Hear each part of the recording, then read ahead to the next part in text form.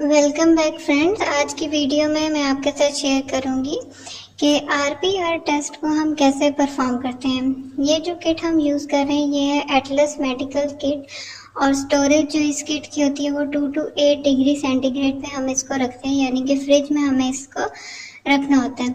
RPR test जैसा कि आपको पता है कि सिफिलिस जो कि एक इन्फेक्शियस डिजीज़ है और मोस्टली ये मेडिकल फिटनेस सर्टिफिकेट्स या प्रेगनेंसी में और डिफरेंट पेशेंट्स की कंडीशंस में जो है ये टेस्ट रिकमेंड किया जाता है। अगर कोई भी पेशेंट सिफिलिस के सिम्टम्स शो कर रहा हो तो भी आरपीआर टेस्ट जो है रिकमेंड किया जाता है। सबसे पहले वीडीआरएल किया जाता था। वीडीआरएल जो है वो रैपिड कार्ड टेस्ट है। अभी भी कई जगहों पे वही टेस्ट परफॉर्म किया जाता है, लेकिन वीडीआरएल की निस्बत आरपीआर टेस्ट जो है वो ज़्यादा प्रेफर किया जाता है।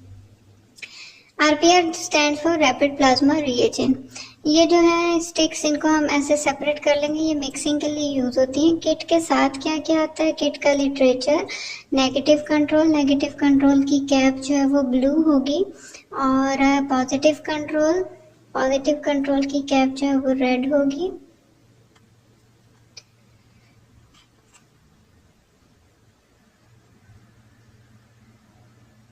और उसके बाद जो है आरपीआर रिएजेंट को हम आरपीआर कार्बन रिएजेंट भी बोलते हैं, क्योंकि इसका कलर आप देखें तो ये उस तरह का है। और यूज़ करने से पहले हमने इसको अच्छी तरह मिक्स करना होता है, क्योंकि कई दफ़ा जो है सेडिमेंट्स बैठे होते हैं और रिएजेंट जो है वो सेपरेट हुआ होता है सेडिमेंट से, तो इस वजह से हम लोगों को अच्छी तरह मिक्स करना होता है। ये आरपीआर कार्ड्स हैं, ये जो किट के साथ ही आते हैं और ये सिर्फ एक ही दफ़ा हम यूज़ कर सकते हैं। एक सर्कल को अगर आपने एक दफ़ा यूज़ किया तो उसके बाद हम उसे दोबारा यूज़ नहीं कर सकते, डिस्कार्ड करना होता है। अब हम शुरू करते हैं। सबसे पहले आप कोई भी किट लें। ये जो किट है ये जैसे मैंने बताया एटलस मेडिकल की, लेकिन अगर कोई दूसरी किट भी है तो आपको एक दफ़ा देखना होगा कि सैंपल और रिएजेंट की डाइल्यूशन कितनी उसमें होनी चाहिए, क्योंकि हर किट में रिएजेंट और सैंपल डाइल्यूशंस डिफरेंट हो सकती हैं। कई किट्स हैं उसमें रिएजेंट और सैंपल जो है वो इक्वल डाइल्यूशन में होता है, लेकिन इस किट में हम इक्वल डाइल्यूशन में यूज़ नहीं करेंगे। अब सैंपल जो है हमें वो फ्रेश सीरम और प्लाज्मा चाहिए। स्टेबल होगा 7 days at 2 to 8 degree centigrade और -20 पे हम सैंपल को जो है 3 months के लिए स्टोर कर सकते हैं। और अगर आपको क्लियर ये देखना चाहिए कि सैंपल जो है वो क्लियर होना चाहिए। हीमोलाइज या लिपैमिक सैंपल को आप कोशिश करें कि रिपीट करें।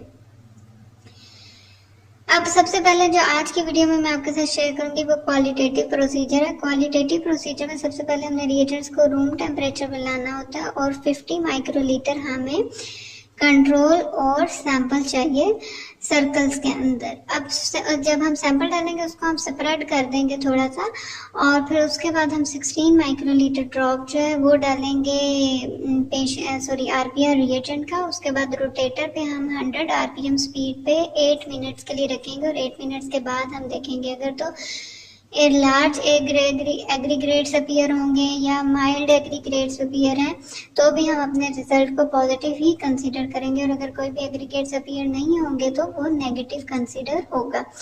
अगर पॉजिटिव होगा तो उसके बाद हम सेमी क्वांटिटेटिव मेथड पे जाएंगे। अब ये आरपीआर रिएजेंट कार्ड को आप लेबल कर लें डेट के साथ, नेगेटिव कंट्रोल, पॉजिटिव कंट्रोल और रिएजेंट फाइल नंबर, पेशेंट्स के फाइल नंबर से भी देखें। आपने जैसे देखा था रिएजेंट मिक्स नहीं था स्टैंड बाय पोजीशन पे होने की वजह से, इस वजह से हम सबसे पहले रिएजेंट को मिक्स करेंगे और आपके रिएजेंट जो है वो रूम टेम्परेचर पे होना चाहिए, यानी कि 15 to 25 डिग्री सेंटीग्रेड पे होने चाहिए। नॉर्मली स्टोरेज जो है वो 2 to 8 डिग्री सेंटीग्रेड है। अब सबसे पहले फर्स्ट, और ये देखें ये पेशेंट का सीरम है जो हमें चाहिए, और इसके अलावा हमें क्या चाहिए, 50 माइक्रोलीटर पाइपेट चाहिए और येलो टिप्स चाहिए, और सेपरेट करने के लिए जो स्टिक हमने देखी थी हम वो भी यूज़ करते हैं, या फिर हम येलो टिप से भी सेपरेट कर सकते हैं। अब ये देखें ये नेगेटिव कंट्रोल का एक ड्रॉप हम जब डालेंगे तो ये ऑलमोस्ट 50 माइक्रोलीटर ही आएगा। और कंट्रोल आप अपने सैंपल्स के हिसाब से रन करें। अगर आपके डेली बहुत बड़ा बैच है तो आप कोशिश करें डेली कंट्रोल रन करें, वरना किट की ओपनिंग में लाजमी कंट्रोल एक दफ़ा रन करें। वीक में एक दफ़ा कंट्रोल रन कर लें। इट डिपेंड्स, आपकी प्रोटोकॉल्स क्या हैं, लैब के आपके एसओपीज क्या हैं, उस हिसाब से आप चलें।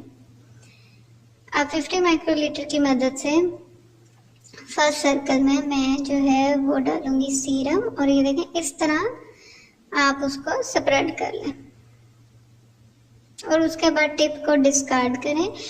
और हर पेशेंट के लिए आप नई डिस्पोजेबल टिप ही यूज़ करें ताकि कोई भी कंटेमिनेशन ना हो, कोई भी फॉल्स नेगेटिव या फॉल्स पॉजिटिव रिपोर्टिंग ना हो।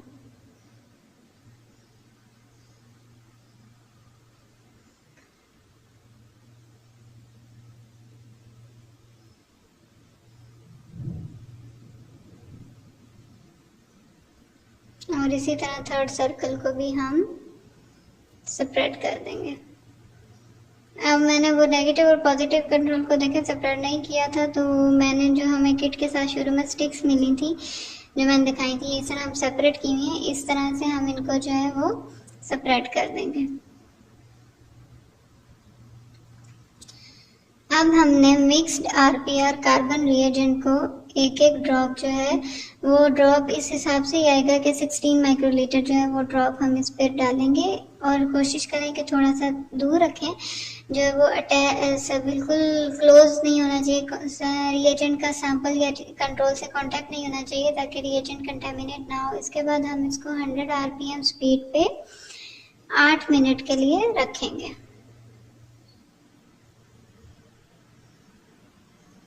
ये देखें, ये 100 आरपीएम है। 8 मिनट के बाद हम अपने रिजल्ट को देखेंगे, वो इस तरह ये मिक्सिंग हो रहा है। अब ये देखें, ये जो है नेगेटिव कंट्रोल में कोई एक एग्रीगेट्स नहीं है, पॉजिटिव कंट्रोल में विजिबल एग्रीगेट्स हैं, एग्लूटिनेशन है, और पेशेंट्स के सैंपल्स में भी आप देखें कोई भी एग्लूटिनेशन, कोई भी क्लम्पिंग अपीयर नहीं हुई हुई है, तो हम रिजल्ट को नॉन रिएक्टिव ही रिजल्ट देंगे।